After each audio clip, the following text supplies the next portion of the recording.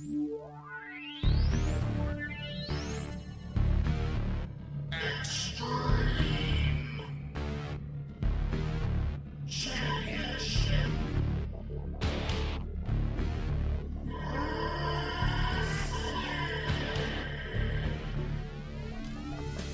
going on, people? This is Alex Thorne and Danny Garcia back for a new episode of Over AF Wrestling. We've been away for a little while, man. Yep. Thanksgiving, the holidays, you guys know. Busy time. Yeah, Thanksgiving, holidays, work, time, schedule conflicts, all of that. But we're back. We're following up with the last two episodes for season 1, which are going to be ECW November to Remember 1995, followed by next week's TNA Bound for Glory 2010, which I'm really looking forward to.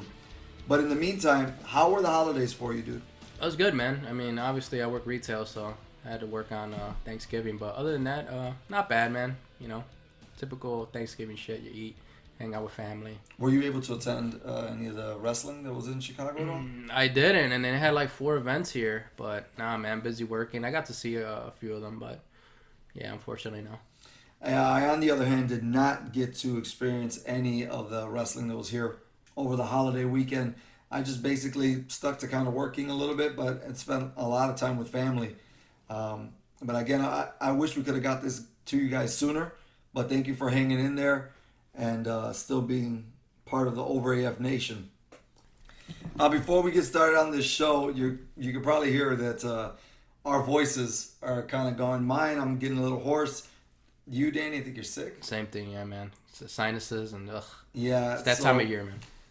In November, it's Chicago. It's cold one day. It's hot in the morning. It's cold in the middle. It's raining. It's snowing. So we're getting a little on the other side of the weather there. So sorry if we don't sound like we normally do. But if the weather in Chicago didn't make us sick enough, this pay-per-view, man. Oh, my God. Just put me down. Pull the plug on me. Jesus Christ. So I chose this. I'll never forgive you. I chose this pay-per-view, and mind you, I'm not an ECW fan. I don't know much of ECW's pay-per-views, but I was looking for pay-per-views in November, and I was like, oh, let's just reach back to their first November pay-per-view. This was a mistake. Oh, God. This was a mistake. In the world of pro wrestling, at this time in 1995, WCW just had its first World War III, so they had Hogan and Macho there. Yeah. The alliance to end Hulkamania was still in effect, so things were very corny. Oh, yeah. At this stage, November featured what I think it was Kevin Nash versus Bret Hart for Survivor Series 1995. Yeah, Kevin Nash versus Bret Hart. Yeah. It was more athletic on the other side on WWF, a little bit more hokey and corny on the WCW side, and then you've got this super indie company in ECW. Now, me and you have watched a couple ECW shows together, which all have been first-time viewings for me. This is super small. Yeah, if you've never seen ECW, don't start with this show. Because if you do, I promise you will not watch another pay-per-view of ECW. It's the shits. Oh, dude. I mean, so there's 1,100 fans in attendance here, which is pretty much like a good indie show. It's very dim. Yeah. The camera angles aren't there yet. The production versus the other two big companies that are around at the time is nowhere near touching, but that's understandable, considering that ECW didn't have anywhere near the amount of money that the other two companies would have, or lineage in history. Was this already once Paul Heyman took over the ECW name? Yeah. This is, I mean, you're going to see Todd Gordon in here as the authority figure, I guess. He's like the president or something, but, you know, everybody knows that Paul Heyman's running the show. So, yeah, this is when Paul Heyman was in charge. Gotcha. All right, so the night starts out with Don E. Allen against the Broad Street Bully, which goes to a no contest. Right, Bubba Ray comes into the ring with the Dudley family. He's talking about how he's not stuttering anymore. He got cured because of the family. And then right at the end, when you think that he's cured from the stuttering, he starts stuttering and he gets pissed off and he just starts attacking Donnie and the Broad Street Bully, which leads to an impromptu match between the Broad Street Bully and Bubba Ray Dudley. I do like this get up he has on though. It's pretty funny. I mean, he looks perfect. He does. He looks like Curly. He does From look the like Three Curly. Stooges. Yep, absolutely. He cuts a funny promo. It's pretty funny. It's an entertaining segment.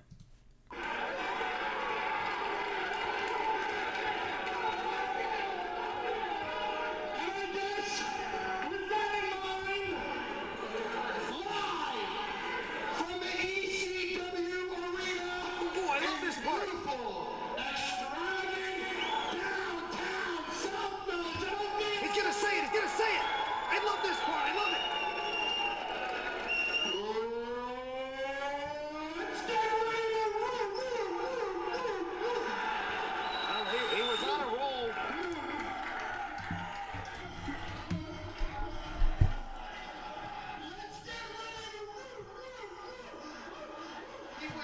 Anyways, Boy, obviously he can't say it because that's Michael Buffer's yeah.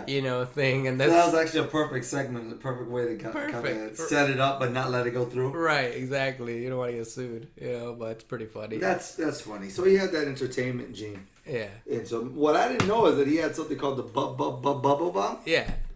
So it was just a stuttering Power bomb. Yeah, That's exactly. hilarious. It's pretty funny. That's hilarious. Yep. Oh man. The bully gets on his back and starts punching him in the head. That's funny. That's good It's stuff. pretty interesting.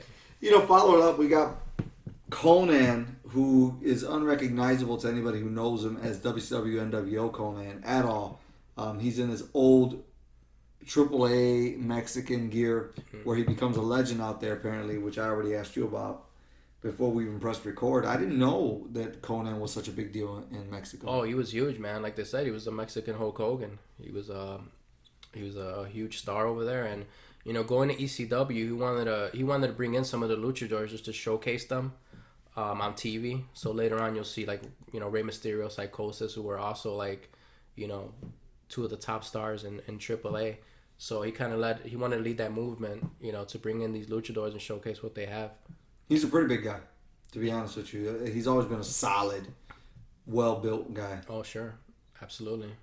I'm pretty sure he was on steroids too, though. I wouldn't doubt he's got it. a lot of issues now that you could tell are steroid use issues, which will have to do with your spine and your hips and your connectors. Yeah. Once you stop abusing that stuff, especially if you've been doing it for a long, long time, we're talking about a decade or longer, you start to develop issues. But he's taking on Jason Knight. Now, is this the Buff Bagwell ripoff that we talked about That last is time? the sexiest man alive. He looks like he belongs in American Males right there. Self-proclaimed. Yeah, he does. Look at that mullet. Jesus Christ. Right.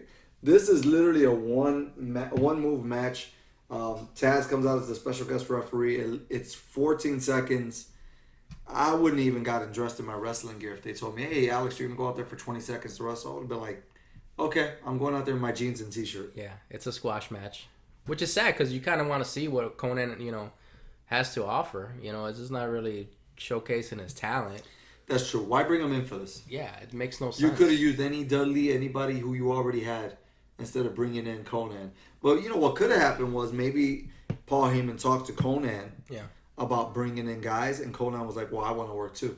Yeah, or also AAA might have been like, we don't want our guy to get hurt, so make it where it's something quick. It could showcase him. That's true. You know. Because the luchadors are taking on each other. Yeah.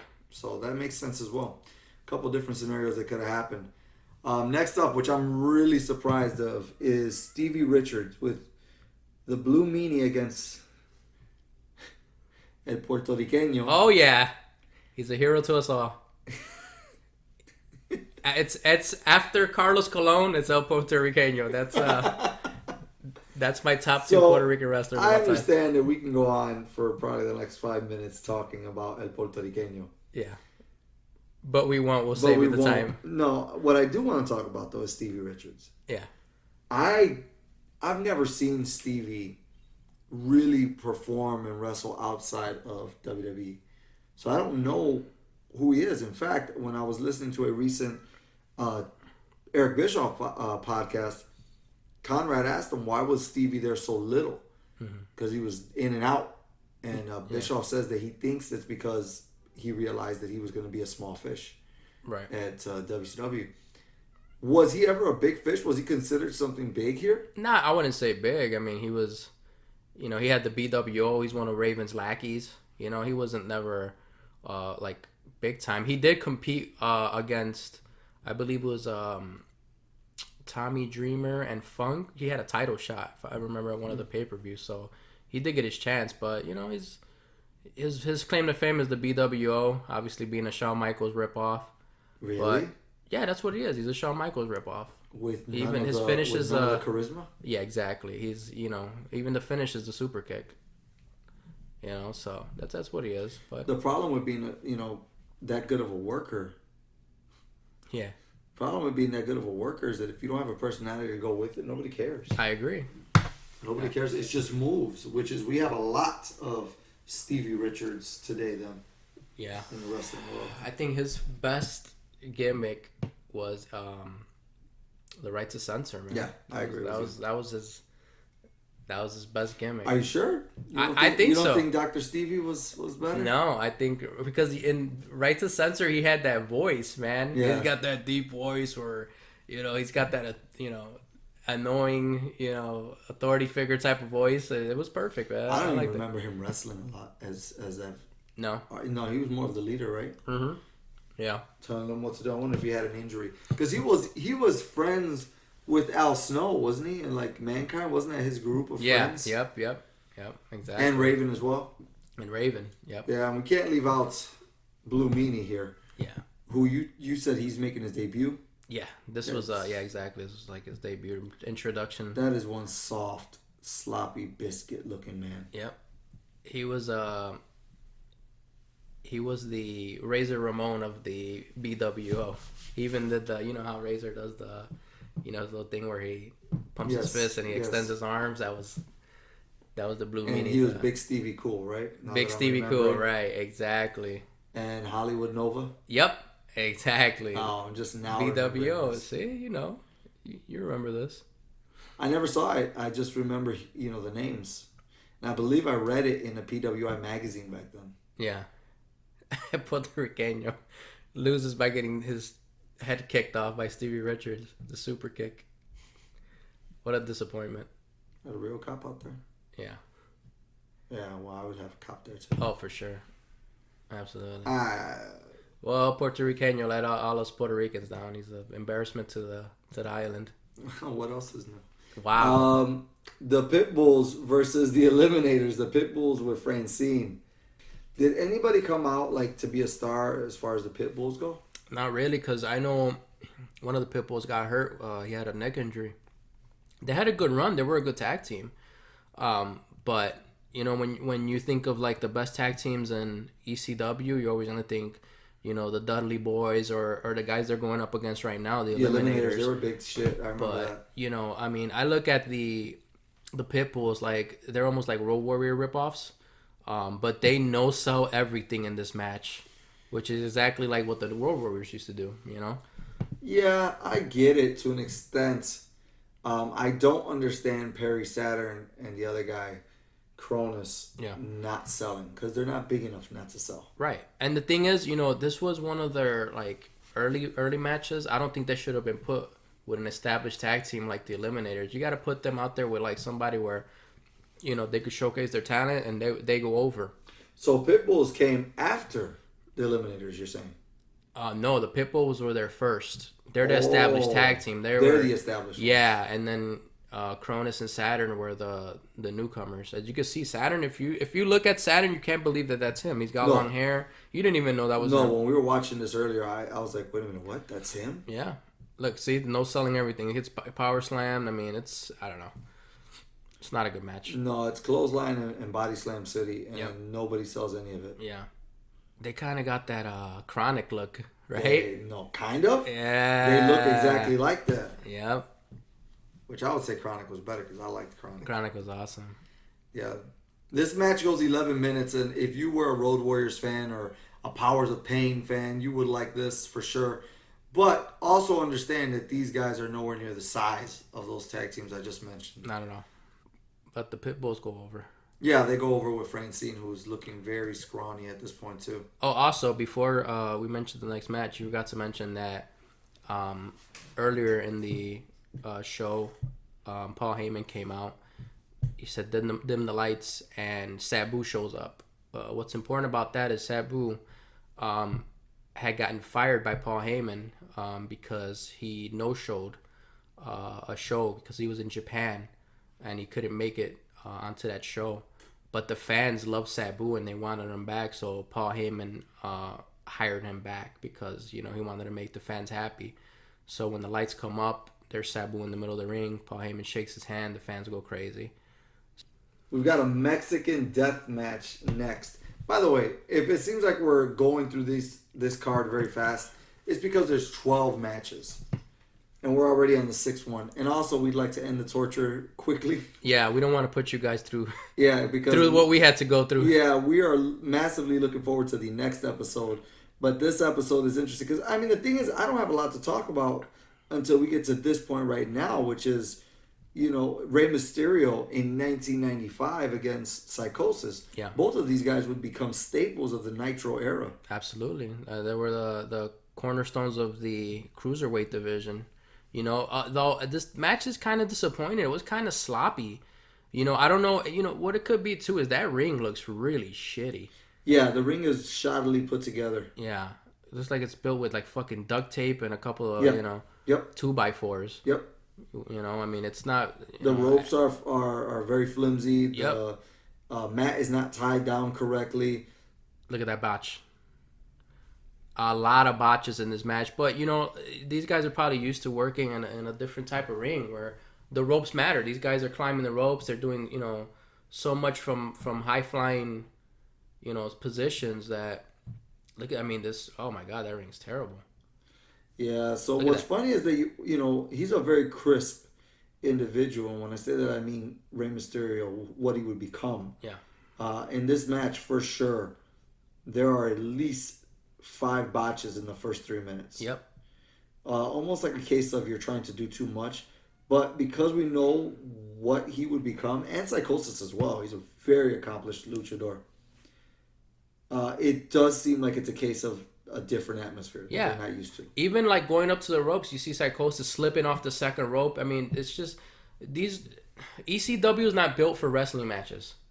Right. As bad as that may sound, like it's just built for like violence, brawling. You don't see a lot of rope moves, rope usage, going high flying. Everything's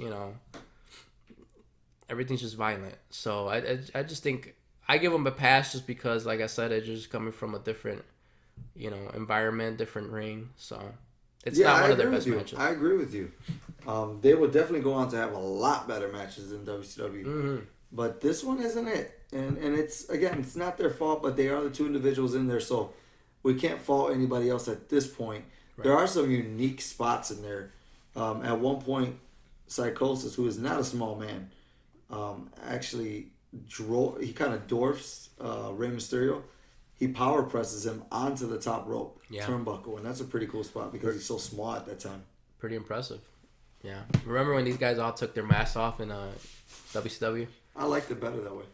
I thought it was different, right? I thought it was the next evolution of those characters. Like, yeah, that makes sense. Although I will say Psychosis, maybe not the best idea for him to take it off. Yeah. Hoovy, for sure, and Rey Mysterio for sure. Oh, Hoovy. Hoovy was I liked Hoovy. The juice. Hoovy juice. Absolutely. In this match, which is a Mexican death match, do we know what the meaning of that is? I don't know. It's killing me to watch it. That's what it is. Now, you were mentioning that this is a weird match because this is going to be Too Cold Scorpio, who is the television champion. Mm-hmm. Wait. Should I call him Too Cold Scorpio, or should he Flash be called Funk? By his, the name that Vince McMahon envisioned for him? Nah, we'll go with Scorpio. It sounds better. He's with the Sandman, who has Woman by his side, which I didn't even know Woman was in ECW. Oh, yeah. They're taking on Lottie Dottie Dottie, We Like to Party, Rocco Rock, and Johnny Grunge. Ugh. The Public Enemy. The next evolution of the Nasty Boys. Evolution, or what is it? What do you call something that's not? De-evolution. De-evolution. There we go. De-evolution of the Nasty Boys. rough. I think the roughest part of this match is Sandman. Yeah. I mean, if he's built his history off of looking like shit, this match is where he looks like he just came out of the crowd. He looks like someone's drunk dad who brought them to the show. Exactly. Yeah. He's never been a good worker. You know, he's the type of guy. He's like New Jack. He goes in there, he fucking hits people with the cane. He does his one or two moves. The crowd pops. He busts his fucking beer can over his head and starts bleeding. You know, he's all shtick. Yeah, that's a good way to do it. He's all stick. He is. You know. Did you at all ever have any liking to Public Enemy? None whatsoever. At no point. So boring. Really? So boring. There was nothing about them that like made me want to watch one of their matches. It was just so shitty, man. I actually remember watching them in WCW because I never saw ECW at that time. And I remember seeing their matches with the Nasty Boys, seeing their matches with LOD, and them taking on Harlem Heat. And I actually liked watching them wrestle. Ugh. But I may have liked it because I didn't know anything better Yeah. in the hardcore world. So when they came over, I was like, oh, these guys are hardcore? That's pretty cool. Yeah. Remember they had the hardcore tag team matches and it was Yeah. like, oh god. Ugh. Not for me. I don't know. It was like ECW light, you know? Yeah, of course. That's all it was. That's all I needed. That's all Yeah. I needed was ECW. Like, you wanted the real ECW. Nah, I wanted blood. I wanted violence. Nah, I didn't need all that. So, what's up with Too Cold Scorpio, man? Tell me what you know about him. Because all I know about Too Cold is WCW, Yeah. like 91, 92. Yeah. And then I slightly know him as Flash Funk. Although I stopped watching WWE by that time, so I don't really know much about him other than he was dancing to... he had his own theme music that said his name, didn't he? Flash Funk? Yeah. I believe so. Yeah, I didn't know too much about him too. I saw him in DCW here and there. He's a good worker. He looks like it. He had that was the 450 that he did, right? He fucking landed on somebody's face with his ass. I one time. remember, yeah. But you didn't see a lot of people doing that move. No, not at the time. I think he's the one that actually first started using it, so it was like, wow, you know? Yeah, it was like a 450 leg drop. Yeah, now everybody does that shit, so it's like, whatever. But Yeah. at the time, it was something new that was like, wow, this is pretty innovative.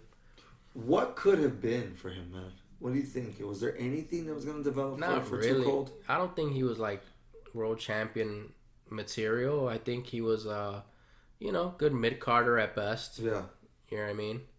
But I don't think he was a world champion. He doesn't look like a world champion. No, he always looked like, to me, Yeah. he always looked like somebody who stopped and started his physical fitness stuff.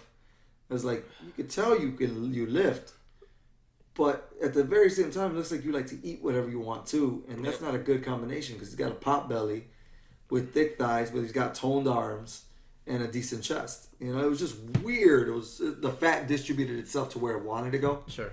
and he didn't keep it under control. Yeah. He's got U.S. Intercontinental Champion, in him. That's about it. I'm gonna give you a comparison guy to go with. Would you rather go Mark Merrill or Too Cold Scorpio? I'm going to go WCW Mark Merrill. Yes. Johnny B. Bad? Johnny B. Bad. Yeah, I agree with you. Even WWE trying to give Too Cold Scorpio personality with Flash Funk, it still really didn't click. It still didn't really go over. Yeah, you can't just give a guy a gimmick like that and expect them to be, something he's not. Right. Most guys that succeed, man, is when you let them be who they are. You don't tell them like, yeah, be this and, run with it. Like Stone Cold didn't become a star until they let him be Stone Cold. He wasn't the ringmaster. He wasn't Stunning Steve. He was Stone Cold, all along. That's what worked. Same thing with The Rock. The blue chipper. Right. You let him be The Rock, and You let him be a jerk, and I feel there you like go. it's so much easier being the heel. Like, if you want to start somebody out in wrestling and you want to build them as a star, I think you should start them off as a heel. No, you're absolutely correct. Because it's so much easier to make people hate you than it is to... Make people love you. Exactly. Like, perfect example right now, Baron Corbin. Oh, my God. Like, people hate his guts. If he was a face, forget it. He would be a nobody. But as King Corbin, People hate his guts. Well, at the end of this, the Sandman actually gets the win, so he becomes the number one contender, which is a really weird match. Again, it's 4 guys competing in a tag team match to determine whoever gets the pinfall will be the number one contender for the heavyweight championship match. That is WCW if I ever heard it. 100%. Do you remember Bash at the Beach where it was Sting and Kevin Nash against Psycho Sid and Savage, and whoever got pinned lost Savage's heavyweight title? Yeah, And it was like, wait, what? it made no That sense. didn't make any sense. I'm sorry, they lost Nash's heavyweight title. Nash. Yeah. So Savage ended up pinning somebody. I don't know who he pinned. And then the next night, Hogan took it from him. But that's a whole different conversation Right. that we constantly get into. All right, we got we have the referee taking on Todd Gordon, which is the authority figure. Yeah, he's like For the, ECW? he's like the president of ECW. With right? Beulah McGillicuddy as special guest referee. Right. This is basically just to introduce. Is this it. Earl Hebner versus somebody? What is this? It's just basically to introduce the alliance between Taz and Bill Alfonso. But it's just bad. It shouldn't have been on the card. I don't know. It goes 6 minutes, Danny. Yeah. 6 minutes when there were several other matches earlier in the night that went 1 minute or 2 minutes. But you're telling me you don't have any other talent that you could have showcased? That's what I'm saying. Like, why didn't this go 1 minute and 20 seconds? Yeah. Why didn't this go 14 seconds? Why did this have to go 6 minutes and 37 seconds on the card? So you can have Conan wrestle for 14 seconds, but you can have these two guys who are not wrestlers, by the way, take up that time. I don't get it. It's horrendous. Yeah. But Bill Alfonso gets the win with help from Taz, and that's basically what it was. It was just to showcase their alliance, and just a big waste of time. Skip it if you can. Yeah, absolutely. Besides skipping the whole pay-per-view, skip this match if you do decide to watch it. I know we're not giving you much to go off of to actually want to watch this pay-per-view, but there are 2 shining moments. And shining moment number 1 is coming right up next with the introduction of Steve Austin. Oh, yeah. Yes, that Steve Austin. Stone Cold in ECW wrestling a match looking unlike I've ever seen him against Mikey Whipwreck, who is the ECW heavyweight champion. Right. I'm shocked at this. When I saw that Mikey Whipwreck versus Steve Austin was happening, I was like, okay, that's fine. Yeah. So I basically, did not know that Mikey was the champ. yeah. So Sandman was on his way to the ring. Austin, because Sandman won the match, so he was the number 1 contender. But Austin comes out, attacks him. They have to take Sandman out, in a stretcher. He's hurt. So Austin takes the title shot away from the Sandman, and he's going to wrestle Michael Whipwreck. Yeah, I believe this is his first match in ECW. His first and only match, isn't it? I believe so. Yeah, because I think he's done after this. He gets that offer from WWE to go be the ringmaster. The ringmaster. Yeah, he cuts a little promo. He name drops Ric Flair, Hulk Hogan, Eric Bischoff at a time where you weren't allowed to really talk smack about those guys Right. at all. And Eric Bischoff wasn't even on screen like that. He was just your 3rd string announcer, even though obviously everybody, including Mick Foley, put him out there as being the real guy in charge. Right. Of ECW. People didn't know, but WCW, you'll see that later when Mick Foley does something funny with the Eric Bischoff. It's pretty funny. Yeah. I'm sorry, dude. I can't get over it. I know that Mikey Whipwreck, I get the character. I get what he is. But who decides to make a guy like that their champion? I mean, he was a fan favorite. You understand? ECW is that rebel organization, so they don't look at your prototypical heavyweight champion build, like a Hogan Warrior, whatever, type of look. They look at the everyday guy where, me and you could relate to, just the average fan. But I can't relate to this guy. But, the average fan, You know, it could be like, hey, that could be me type of guy, the underdog. That's kind of what ECW, you know, was. I get it. Yeah. I get it. I don't like it, but I get it. It's funny because Mikey Whipwreck versus Steve Austin, and it's not the Steve Austin that we would come to know later on in terms of look, but he does have the attitude. Yeah. He does have that attitude of Stone Cold Steve Austin. We would get to know 2 years later in 1997. He's already that here. Yep. He just looks nothing like him. It looks like actually some guy that's imitating Austin. I agree. This is like a hybrid between the Hollywood Blonde and Stone Cold character, but you could tell this is what he was going to become, man. Paul Heyman let him be himself, and I think if he wouldn't have let him do that, we wouldn't have Stone Cold right now. Yeah, I guess you could say that. If he wasn't so disgruntled and had somebody to let him let it out, Right. he may have just gone into WWE as being the ringmaster and doing what he was told. Right. Instead of constantly having an attitude. Because even when he was the ringmaster, you could tell he still looked at the camera like Austin does. He still kind of shook his head like Austin. He did not take well to that character, but yeah, I'm grateful that Paul Heyman gave him a way to let himself be himself. Because then when he didn't have the promo when he was the ringmaster.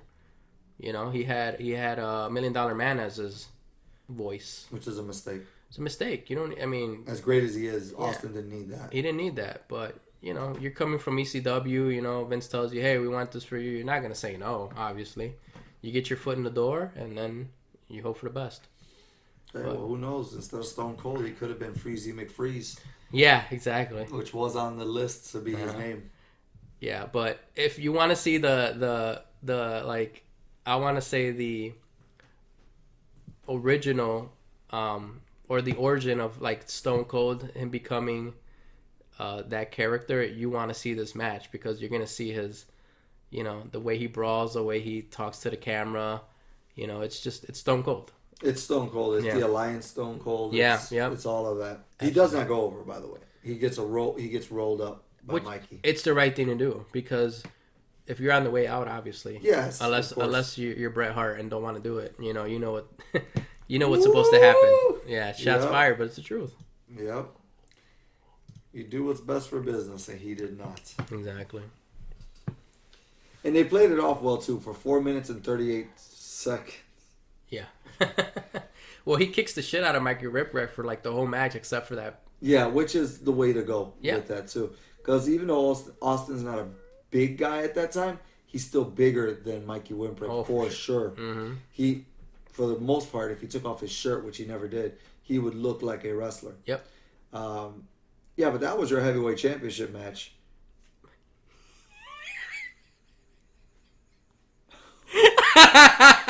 What? What? You should add that to your Arsenal Thorn for your next match. What the fuck was that? You loved it. It was like a fucking. It was like what was the Xbox move, the X Factor, but from the top rope. Oh shit! So, oh my god, I'm leaving this in. I'm leaving this in. It's so funny. So I skipped forward to our next match, which is Sabu against Hack Myers. And the moment I skipped it to is where Hack takes Sabu by the head, goes up to the top rope, and then does basically an X Factor. Was It's it an like X Factor? a, yeah, or was it, but like almost like a pile driver. no, it looked like a pedigree. Yeah. Like a pedigree where he just drove Sabu's face into the ground. It looked like he killed him. Oh my god. That shit was funny. Oh wow. So who is Hack Myers? You know anything about this guy? I don't fucking know this. I don't remember this guy. He looks like a smaller version of the One Man Gang. Somewhat. Yeah. I thought that was Paige's father for a second. Oh. Yeah, I that mean, looks oddly like him. yeah, you're right. He does. No, he's But an American wrestler. He was a face, I remember, in ECW. The fans liked him too. So it was surprising that they put him against Sabu because you had two fan favorites. Right. You know, I think a returning Sabu, he probably should have fought somebody, some type of heel or somebody, you know, where he could have gone over. Because the fans were kind of split on who to cheer for. But So I do realize, and I do see, that Sabu is still sloppy as hell, even in 1995. Yeah. What type of form? I don't know. What type of training did Sabu get at all? The Sheik, remember that was his uncle. His uncle. So that's the This type guy's of training he just got, such I a guess. horrible fucking But wrestler. I mean, he was a star, man. I think he's on the Mount Rushmore of ECW. You know? For ECW, yeah. Absolutely. As professional wrestling, he shouldn't even be on the fucking list. Right. I mean, yeah, but ECW is a whole nother Yeah. ball game. I mean, how many people can you name from ECW that made it big in other federations? Right. We're gonna say the Dudley Boys. We're gonna say RVD. RVD. Who else? Sabu. Well, I mean, did made Sabu it make big. out of here? I don't think he made. Well, he had matches in WWE. Well, who would you give that fourth person to? As far as made it, I don't know, Tommy Dreamer, I guess. Where did he make it outside of ECW? He had it sometime in TNA, didn't he? So did Sabu. Yeah. I don't know. If There you go. consider- There's if you only con- three. if you Maybe. consider- well, Oh, Raven. Raven. There we He go. became Raven in ECW. Obviously. And now he became big outside. Duh. Yeah, Raven. Raven became huge outside of ECW. So we would say the guys that made it out of ECW, the top four would be, no, it would be top five. It would be the Dudley Boys. Oh, we'll count the Dudleys as one. You have to. Okay, so Dudley's is one, and Yeah. Raven, RVD was the other one. What am I missing? Yeah, already left me. You said the Dudleys, Raven, RVD. Sabu? No. Did we say so? No, we didn't say Sabu. Sabu didn't make it. No, it was. Sabu and Tommy Dreamer didn't make it because they were just big in ECW. So we'll say Raven. yeah. We'll say the Dudley Boys Yeah. and RVD are probably the top ones that Yeah. made There it. you go. You know, you can't count. Because Mick wasn't made there. No, he was a WCW. Yeah, and Terry obviously was not made there. Terry No was way. already done. Oh my God, yeah. I know people. I mean, you know what? No, but that, like, to be honest though, to be 100% honest, the Mount Rushmore of ECW for sure has to have Tommy Dreamer on there because he was their Crusader. Oh, for sure. Sabu is on there. Yep. The Dudleys are on there as a unit, and RVD. I think Those so. are the guys from ECW that made a difference after ECW. Raven became bigger, but Raven kind of didn't do anything but Raven after that. Right. Right? RVD went on to win championships in TNA, WWE. Yeah. Became a legend certified legend. Yep. He got to be with Katie Forbes, who is gorgeous, his girlfriend right now. Oh, I've seen him. Yeah, I love that gimmick that he's doing. That he just did an interview. He had a bunch back- of women, right? Yeah, Like, oh, I where he love goes, I'm a busy man. I got to take care of my girlfriend and my girlfriend's girlfriend. it. Yeah. I was like, yeah, buddy. RVD's awesome. Yeah, and Raven, man, know- Raven. Wait, you know who else I forgot to mention? He did pretty good at Rhino. Rhino had a pretty good run. Don't give me that look. He did. Come on. Raven was awesome in All right. WCW and WCW and WWE. I thought he had a decent run, but I think his best runs were in WCW and ECW. TNA. No. Raven? Yeah, post ECW. Oh, post. Yeah. Oh, for sure. Yeah, post ECW. WWE, what was he? Johnny Polo, whatever the hell his name is? No, but remember he was in WCW. He was in WWE after the Alliance. Yeah, but he sucked. It's terrible. He changed his gimmick like 3 Everything. times. It was The look. It was awful. Yeah. It was awful. But no, in WCW, man, he had great runs against, he fought Goldberg, right? He had the Flock. The Flock was awesome. Flock was awesome. I love that. I know Bischoff doesn't agree, and he goes, I don't understand the Flock. I just put it on there to shut him up. That was a great group. Loved it. Every week, you would see Raven in the stands, and you would see, maybe a new member come. It was pretty fun, man. I like the inner storylines of them. The fact that they were always dark. Yep. Van Hammer. Van Hammer. And when he fought Saturn had a good match. Saturn had a good shit We with him. reviewed that match. It was good. Canyon had to deal with them. Horrence. Yep. Sick Boy. Sick. Lodi. Yep. Kidman. It was good. I liked it. Terry Funk beating the shit out of Cactus with a shovel. And he's hitting them hard on purpose. He's too. fucking him up, yeah. This was my favorite match. If I had to, This is the second gem I'm talking about on the show. yeah. It's first Austin and then the main event. yeah. It's pretty entertaining. Terry Funk is just beating the shit out of Mick Foley with a shovel, with a pan. He fucking hits the referee, and now he's beating the shit out of the referee. What is that? A cheese grater? Yep. Or the kitchen sink? He's pummeling him. Why did he hit the ref? The ref is oh my god. By the way, it's Terry. We went into this next match without actually talking about what it is. Dreamer hits him with a DDT. Oh god. It's a Terry Funk and Tommy Dreamer against Raven and Cactus Jack match. Oh! I wouldn't trust that. Golf club to the balls. Yeah, I wouldn't trust anybody doing that. This is a fun match. It is a mess. I love it. It is a mess.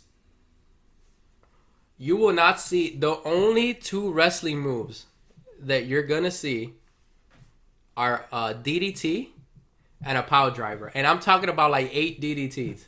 Everything else is just pure violence.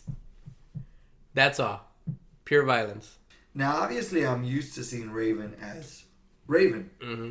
but it's interesting to see that from 1993, hell, 94, just a year prior, he was Johnny Polo. Yeah, And now look at him. it just goes to show you, man. There's some, people have talent. You just gotta let them be themselves. Let them, try new things. I promise you, Vince would have never thought of a character like that. Johnny Polo, yeah, that's completely Vince. But Yeah, Raven, no, that's his own creation. Yeah. Looking down at the run sheet. Yeah. New talent. Yeah. Who the hell hired Johnny Polo? Uh huh. And he remembered him as the name that he was there, not Raven. Didn't even know about Raven. He's sitting in a fucking bubble. What an asshole. Oh god. And that was like 2001. Yeah. And he still remembered him from 10 years prior. That's so messed up. Out of all the guys here watching this match, if I transported myself back to 1995 and watched this match, I would really think that Raven would be the only guy out of all these guys to go Yeah. and make big moves. And instead, it was actually Cactus Jack. Yep. I never would have put my finger on that. No, not at all. Or the Mankind character. Yep. That would become, because that didn't exist yet. No, exactly. Raven looked like the star. Yes. Yes. He had that look. And this was in an era, right, where it was, grunge was in style. Am I wrong? Because he had that, like, grunge look. Yeah, 95. Yeah. Grunge was still happening at this time. Yeah. Now, I would like to present you with a what-if scenario. Okay. What if Raven was the guy Okay. to go to WWE instead of Mankind? What do you think? Fantasy book in your head. Replace all the Mankind stuff with Raven. Do you think it would have worked?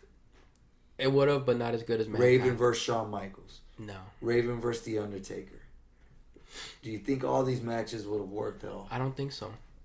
Because, Raven and Kane No. tagging together. No. I think Mankind was the perfect guy for that role. I don't think Raven would have worked. The Raven, Raven and Rock connection. no. The Rock and Raven connection. Wouldn't have worked. The WCW, yeah. Like what But happened? nobody had a chance in WCW though No. to rise up the ranks. So you had Hogan, Flair, Savage there, Yeah. Sting. And Nobody was gonna come up. And that's why. But in WWE, that's what I'm saying. If you replace Mankind with Raven, would it have worked? No, I don't think so. No. No, not at all.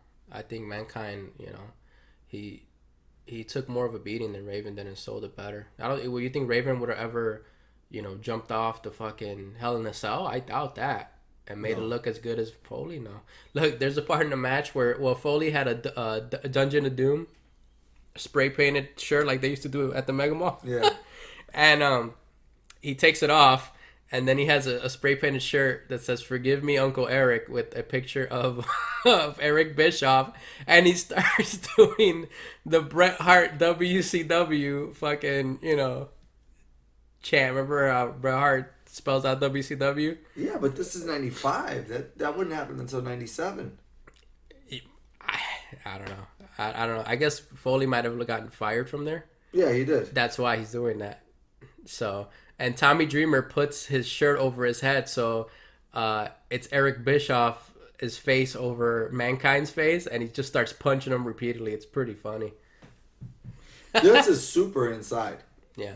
Super inside. And not a lot of Again, people would know that. Remember, this is not a time where you had the internet and people knew Right. about this shit, you know?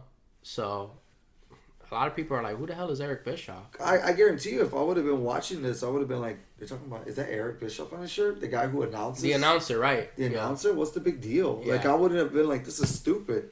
But, you know, you had to be inside. You had to already know. And this is proving that the crowd for ECW was super insiders. Yep. They were on the, you know, whatever, the dirt sheets. Or... Yep, they were the dirt sheet kids. Calling Mean Gene's hotline. Did you ever call the hotline? Never. Never. I was tempted to, Not but even the Hulk Hogan one. I knew my mom would kick my ass if she saw that phone bill and saw that I was calling a wrestling line. Yeah, I called Hogan's hotline one time. Yeah. Yeah, in 1991. And what happened? It's just him giving you messages, and then I think it was like 10 minutes, so it was like $40 or something like that. It was like $35 added to the. Yeah.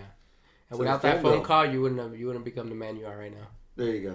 There would be no Thorn Fitness. There would be no Live to Win. There you go. That 10-minute Hulk rules. That's call. it, man. Change your life completely. I wouldn't have thought as many bullshit things to put my name on if Hogan didn't do it first. Exactly. All things which you can also find on iamthorn.com. Yeah. Ah, cheap plug. There we go. What's that other one they say? And the crowd goes mild. Miles. Here comes Thorn. Meh. But seriously, man, how's the website coming out? How's the... It's good. I just posted my first blog on there, welcoming people to it. Awesome. I'm going to make the announcements on there that I just actually got a role in next year's Mind Games play. Ooh. Yeah, I'll be playing Vic. He's an inmate. Okay. So it's an interesting story about a prison debate team taking on a college debate team. Okay. So I don't know if I'm on the debate team or just one of the guys in the background, but I'll be playing Vic. Pretty cool, man. Yeah, so I'll make an announcement on there and have people follow that as well. Yeah. Awesome. This match ends with Terry Funk and Tommy Dreamer defeating Raven and Cactus Jack in what seems to be just a fun little cluster of a match. Raven is bleeding like a stuffed pig. He gives good color. He does. I didn't even know he could bleed like that. Big time. Flair style. Yeah. And DDT is the move of the night here because it's been in almost every single match. I've counted about 8 DDTs. Apparently one DDT wasn't good enough for Raven. Yep. He got right back up. And here Got comes the other. a total of 2. And Funk is trying to... He's probably so concussed, he's trying to cover Raven without Dreamer even hitting him. Oh, dumping him on his side with a power driver. Now he can cover him. Oh, he made sure he got that in first, huh? Yep. Did you see how he was trying to go in and cover him? Yep. And Dreamer's Well, like, nope. He could have. He could have just let him pin him there. There was no Yeah. need to pick the guy back up again and do a pile driver. Why not? And then after the match, shenanigans. Foley keeps going. Mm-hmm. It's Dreamer with the double arm Another DDT. DDT. Oh, there it goes. The third DDT. Well, actually, the fifth in this match, but the third in a succession of maybe 1 minute, Yeah. which did nothing to him. Yep. By the way, because He no sold. Tommy's right back up. Yeah, he no sold. Up. Then Dreamer grabs a piece of barbed wire and puts it around Raven's head, and Mankind is choking Terry Funk out with what looks like a TV plug, like a TV extension cord. This is a mess. Yeah, it's a huge mess. But if you're looking, if you would say what match should I watch, Yeah. I would say you should watch this match: Terry Funk, Dreamer versus Raven and Cactus Jack. Yeah, I'd do that. As far as giving the Over AF award to one wrestler of the night, Sabu. Sabu has got to be the guy who's most over all night long. I think so, just because of the surprise element, where Heyman rehired him. Yeah. You know, so the fans were really happy to see that. But It's like the never-ending story. They just keep going. There's Yeah. no definitive end to this. yeah, the pay-per-view in a whole, I mean, a 1 out of 10, I give it a 4. I want to apologize to you guys now because I put this pay-per-view at a 1 or a 2. I promise you guys, Thorne will never pick another ECW pay-per-view. No, I won't allow it. So here's the deal. The next time ECW comes up, I'm just going to tell Danny, pick a pay-per-view. Yep. Because this ain't for me to do. With this all being out of the way, next week, we've got TNA Bound for Glory 2010. This is when Hogan and Bischoff took over. They're 10 months into their reign. They're actually drawing brand new houses, getting new venues that they never were able to get before, TV deals, TV time, a whole bunch of things they weren't able to get because of the Hogan name association. Yeah. What are your memories from that pay-per-view to get people excited about next week? Oh, shit, man. So what Thorne is to ECW, I'm to TNA. I don't have like a lot of recollection of a lot of the pay-per-views, so I believe I might have watched this. I just don't remember it. So Well, he'll remember it next week when we go over it Yeah. because I'm excited for it. This is one that's is not bad. You won't regret listening to or going back to watch Yeah. unless you're a Hogan TNA hater. right. But with that being said, please follow us on social media at OverAF Pod on Twitter. We're also going to be starting up a YouTube channel. We've got enough episodes now to put one up per week and kind of have you go back and look at it, backtrack it while we're on break, because season 2 will begin in January and will feature an all battle royal. Yeah. And we're still in the process of picking the episodes. Yeah. But guaranteed, every single episode for January will include a pay-per-view that has a battle royal, including a reversed battle royal. Wait till you hear about this one. Oh yeah. But yeah, follow us on Twitter at OverAF Pod. Follow me on Twitter, Instagram, and Facebook at Ultimate Thorn. Twitter at Luis Fuego. Yeah. Which I have to update, guys. I'm sorry. I've Pretty been shitty soon- on Twitter. Pretty soon you'll be able to find Danny Yeah. at a very easy handle on Twitter. I'm gonna change and it. Instagram, something you can pronounce. Absolutely. And something that doesn't have to be explained and or spelled on air. Just so you know what the hell is going My on. bad. Yeah. Totally. But thank you so much for sticking by us. I hope you guys have a happy holiday. We will see you next week. And we are Over AF. Oh yeah.